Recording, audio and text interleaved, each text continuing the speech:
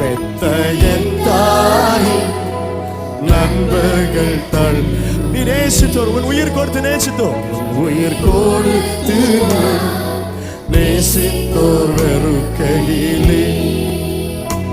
நீ என்னுடையவன் என்று சொல்லி அழைத்தீர் என் செல்ல பெயரை நீ என்னுடையவன் என்று சொல்லி அழைத்தீர் என் செல்ல பெயரை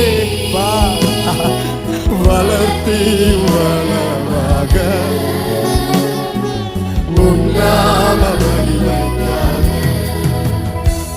நான் உன்னை நேசிக்கிறேன் எந்த உயிரை பார்க்கிலும் ஆராதிப்பேன் உம்மை